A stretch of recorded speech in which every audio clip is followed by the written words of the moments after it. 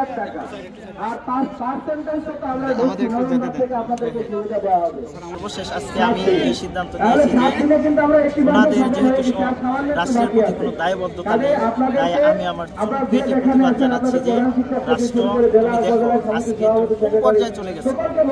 আজকে ৭৮ বছর হলো আমরা স্বাধীনতা অর্জন করেছি, অথচ শিক্ষার মতো ৫৮ না, ১৯৪৭ সাল থেকে ২০২৫ সাল পর্যন্ত ৭৮ বছর। এই ৭৮ বছরও আমাদের মৌলিক যে ৫টা অধিকার রাষ্ট্র এটা নিশ্চিত করতে পারে না। শিক্ষার অধিকার তো আপনার একটি মৌলিক অধিকার, আন্তর্জাতিক স্বীকৃত, সংবিধান স্বীকৃত।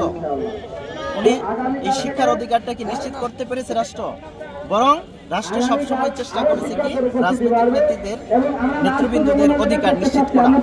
আপনি একটু খেয়াল করে দেখেন, আমাদের শিক্ষামন্ত্রী কিন্তু শিক্ষক ছিলেন, উনি রাষ্ট্রের কাছ থেকে যে পরিমাণ সুযোগ সুবিধা আদায় করেছে তার ১৬ ভাগের ১ ভাগ কি আমাদের শিক্ষকরা পায়। বললাম যে না, আমরা এই 5% মানি না, এটা আমরা প্রত্যাখ্যান করলাম। আমি নিজে বললাম মাননীয় উপদেষ্টা